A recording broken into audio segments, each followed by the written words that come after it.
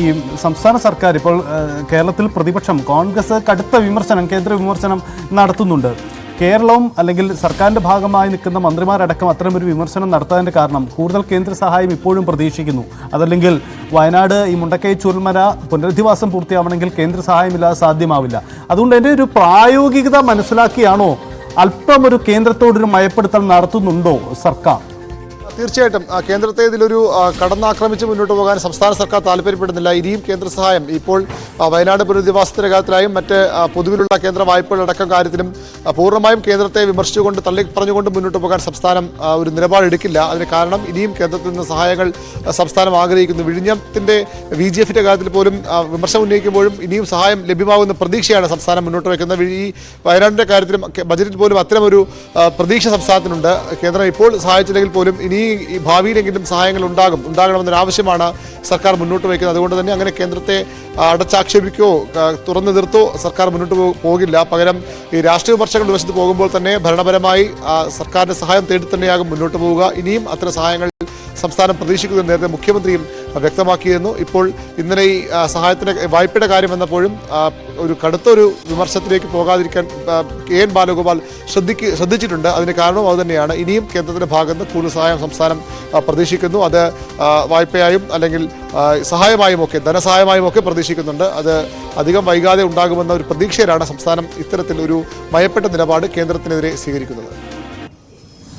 അതാണ് സാഹചര്യം. എന്തായാലും ഈ സൂചിപ്പിക്കുന്നത് പോലെ ഇക്കാര്യത്തിൽ സംസ്ഥാനം വളരെ സ്ട്രാറ്റജിക്കൽ മൂവ്മെൻറ്റിലാണ്. കാരണം കേന്ദ്ര സഹായം പ്രതീക്ഷിക്കുന്നുണ്ട്. പക്ഷേ കേന്ദ്ര വിമർശനം രാഷ്ട്രീയമായി കുറയ്ക്കുന്നതുമില്ല എന്നതാണ് സാഹചര്യം. ഇതിൽ പുനഃപരിശോധന ഉണ്ടാകുമെന്നോ എന്നാണ് സാഹചര്യം.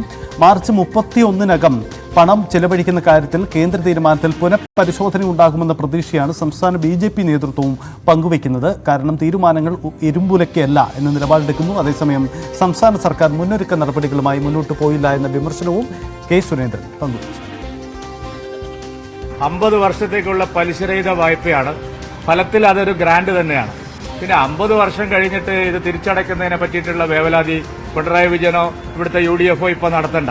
5 കൊല്ലം കഴിയുമ്പോൾ തന്നെ ഇതൊക്കെ തിരിച്ചടയ്ക്കാനുള്ള ബാധ്യത ഇവിടെ ദേശീയ കക്ഷികൾക്ക് വരും. അതിന് ആ കാര്യത്തെപ്പറ്റി നിങ്ങളിപ്പോൾ വല്ലാതെ വേവലാതിപ്പെടേണ്ട. ഇവിടെ 550 കോടി രൂപ ഫലപ്രദമായി ചെലവഴിക്കാനുള്ള സത്വര നടപടിയാണ് സർക്കാർ സ്വീകരിക്കേണ്ടത്. രാഷ്ട്രീയ പ്രചരണം നടത്തുകയല്ല. ഇനി സമയം ആവശ്യമുണ്ടെങ്കിൽ ആവശ്യമായിട്ട് എല്ലാവരും ചേർന്ന് ആ സമയം നീട്ടിക്കൊടുക്കാൻ, ഈ മാർച്ച് 31 എന്നുള്ള ഡെഡ് ലൈൻ നീട്ടിക്കിട്ടാൻ നമ്മളെല്ലാവരും ചേർന്ന് പരിശ്രമിക്കുക. വയനാടിനെ രക്ഷിക്കുക എന്നുള്ളതാണ്. അതിനാവശ്യമായിട്ടുള്ള തുകയാണ് ഇപ്പോൾ നൽകിയിരിക്കുന്നത്. അതുകൊണ്ട് സർക്കാർ കിടന്നുറങ്ങാതെ രാഷ്ട്രീയ പ്രചരണം നടത്താതെ ഇപ്പോൾ കിട്ടിയ പണം ഉപയോഗിച്ച് വയനാട് ജനതയെ പുനരധിവസിപ്പിക്കണം. അതാണ് ഇപ്പോൾ അടിയന്തരമായിട്ട് ആവശ്യമുള്ളത്. അരുണ്, BJP എടുക്കുന്ന നിലപാട് ഇങ്ങനെയാണ്. BJP അതിൽ K. സുരേന്ദ്രന്റെ വാക്കുകൾ തന്നെ സൂചനയുണ്ട്. തീരുമാനത്തിൽ ഒരു പുനഃപരിശോധന ഉണ്ടാകും. ഒരുപക്ഷേ ഈ സാമ്പത്തിക വർഷത്തിന്റെ അവസാനം മാർച്ച് 31 എന്ന തീയതി കണക്കിലെടുത്തുകൊണ്ടാവാം ഈ പണത്തിന് ഇങ്ങനെ ഒരു നിബന്ധന വെച്ചത് എന്ന് കരുതാം. ഒരുപക്ഷെ ഒരു ഉഭയകക്ഷി ചർച്ചയിലൂടെ അത് തിരുത്തിയെടുക്കാം എന്ന് സംസ്ഥാനവും പ്രതീക്ഷിക്കുന്നുണ്ടോ?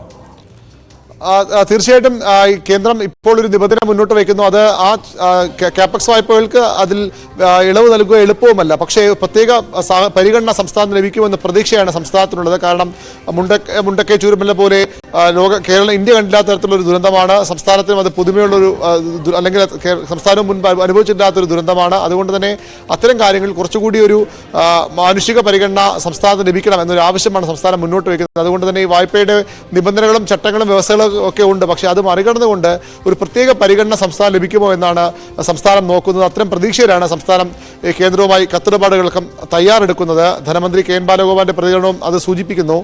കൂടുതൽ സഹായം കേന്ദ്രത്തിന്റെ ഭാഗത്ത് പ്രതീക്ഷിക്കുന്നുണ്ട്. ഈ വിഷയത്തിലും ഒരു നിബന്ധന പ്രകാരമാണെങ്കിൽ തീർച്ചയായും ഈ സാമ്പത്തിക വർഷം തന്നെ അത് വിനിയോഗിച്ച് ആ സർട്ടിഫിക്കറ്റ് നൽകണം എന്നുണ്ട്. പക്ഷേ അതിനപ്പുറത്തേക്കുള്ളൊരു പരിഗണന ലഭിക്കുമോ എന്ന ചോദ്യമാണ് സംസ്ഥാനം മുന്നോട്ട് വയ്ക്കുന്നത്.